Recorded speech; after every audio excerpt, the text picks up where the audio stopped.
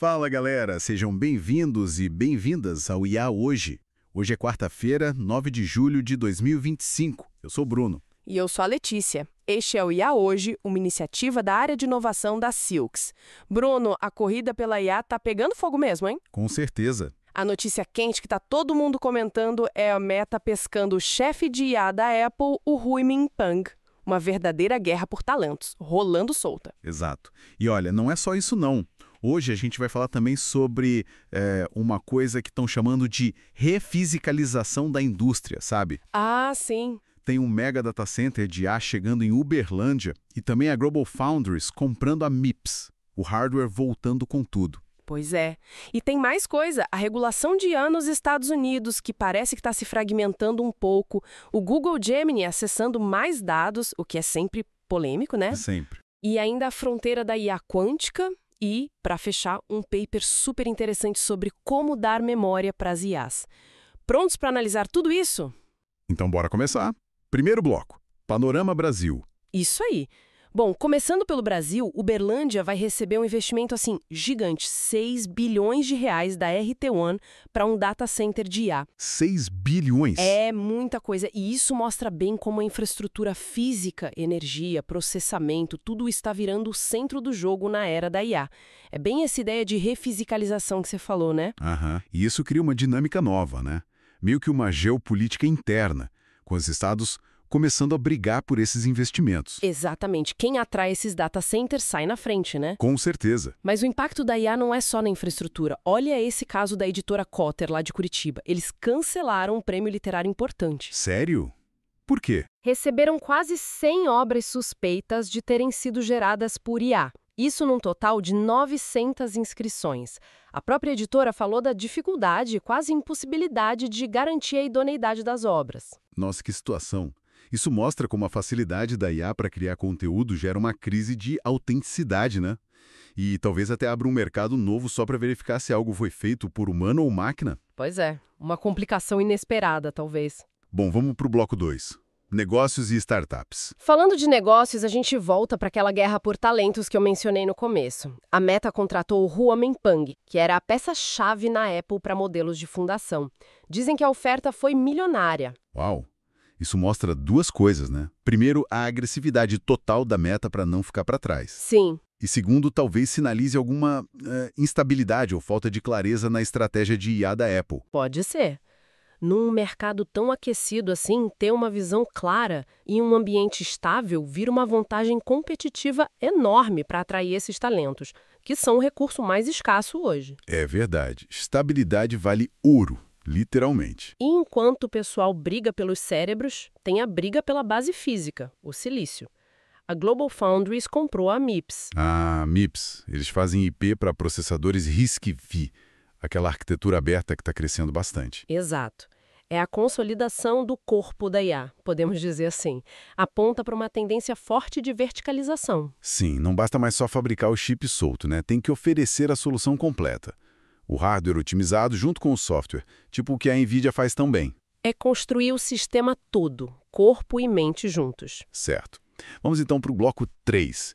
Pesquisa e desenvolvimento. O que tem de novo por aí? Olhando mais para o futuro, tem uma colaboração bem interessante. A Quandela, que trabalha com computação quântica fotônica, se juntou com o Instituto Mila, que é uma referência em IA lá do Canadá. Mila, do Yoshua Bengio. Esse mesmo. Eles vão desenvolver o que chamam de IA quântica híbrida, ou QML. IA quântica híbrida. Mas o objetivo aqui não é, deixar o ChatGPT mais rápido, né? É outra coisa. Não, não é isso. O foco é resolver problemas que hoje são impossíveis para a IA clássica. Pensa em otimização super complexa, descoberta de novos materiais, simulação molecular. Entendi. A parte quântica entra como um coprocessador para tarefas específicas. Exatamente. Um sistema híbrido combinando o clássico e o quântico. É onde parece estar o potencial mais imediato. Interessante. E falando em capacidades avançadas, a IA também está chegando forte na área militar, né? Tem o Project Odin, do Exército dos Estados Unidos. Sim, o Odin. A ideia é usar IA para analisar uma montanha de dados de batalha em tempo real, sensores, logística, clima, inteligência e ajudar os comandantes a tomar decisões mais rápidas. É quase um copiloto de IA para a guerra. Acelerar o ciclo de decisão. Isso. Mas, claro, aí entram questões éticas gigantescas, né? Sobre dar autonomia para IA em decisões que podem ser letais, o risco de escalada. É bem complexo. Muito complexo. Muda tudo. Vamos para o bloco 4. Tendências globais e ferramentas. Ok.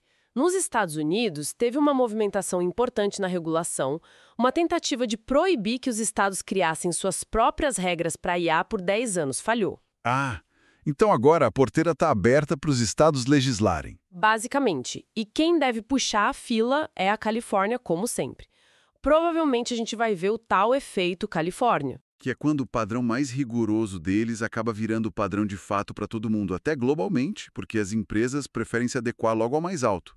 Exatamente. E isso, claro, cria um mercado para RegTech, tecnologia para ajudar as empresas a cumprirem essas novas regras. Faz sentido. E enquanto a regulação tenta correr atrás, a IA se integra cada vez mais no nosso dia a dia. O Google Gemini agora podendo acessar apps de terceiros por padrão no Android, tipo telefone, mensagens, até o WhatsApp. Pois é, esse é o clássico dilema: conveniência versus privacidade.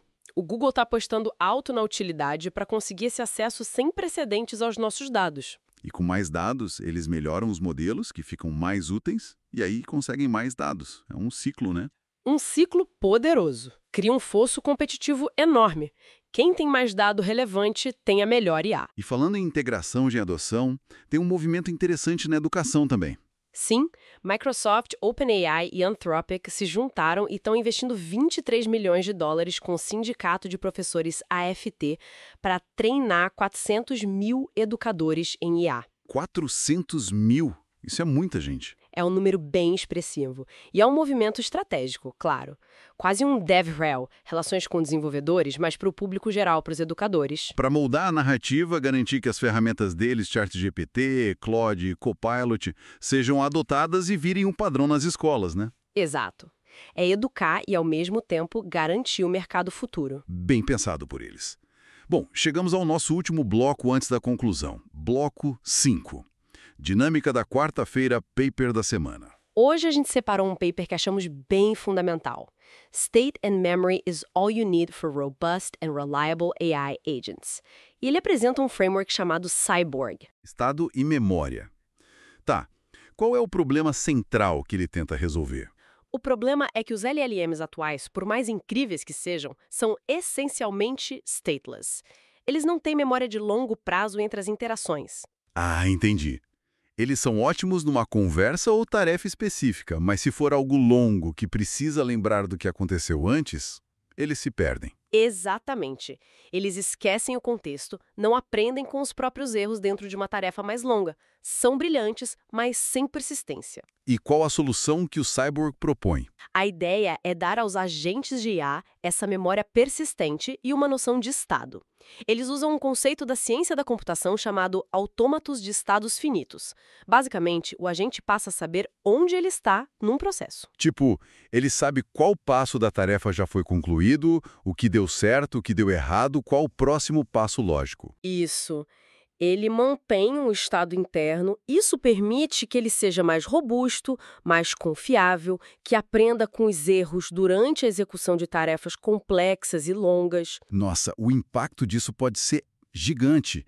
É um passo para sair da IA só generativa e ir para uma IA mais cognitiva. Exato. Uma IA que pode não só gerar, mas raciocinar sobre processos, manter a consistência, se especializar. Isso é crucial para usar IA em áreas de alto risco, como ciência, finanças, medicina, onde você precisa de confiabilidade absoluta. Faz todo sentido. É um caminho para agentes de IA realmente úteis em tarefas do mundo real. Com certeza. Ufa! Quanta coisa hoje, hein? Falamos de guerra por talentos, da força da infraestrutura física aqui no Brasil com esse data center gigante. Da crise de autenticidade que a IA está gerando na cultura, da corrida pelo silício com a consolidação do hardware. Temos as fronteiras da pesquisa com IA quântica e o uso militar, que sempre levanta questões éticas importantes. E as tendências de regulação se fragmentando, o dilema da privacidade com o Gemini acessando mais apps e a estratégia de educar para garantir a adoção. E fechamos com esse paper super importante sobre dar memória e estado para os agentes de IA, o Cyborg. Uma visão do futuro da IA, talvez mais cognitiva e confiável. Exato. Pessoal, um aviso legal e importante. Este episódio foi gerado de forma 100% automatizada por inteligência artificial. As informações contidas são baseadas em fontes públicas, que estão listadas na descrição. Isso, não há revisão editorial humana, então a gente sempre recomenda a consulta direta às fontes originais, tá? As fontes principais de hoje incluíram Prefeitura de Uberlândia, Tecmundo, Canaltech, Bloomberg, Global Foundries, Mila, Quandela, Army.mil, National Law Review, Malwarebytes, Education Week, Digitrends e o Archive Group Paper. Foi bastante coisa mesmo. É isso por hoje, pessoal. Esperamos que tenham curtido essa análise. Até amanhã.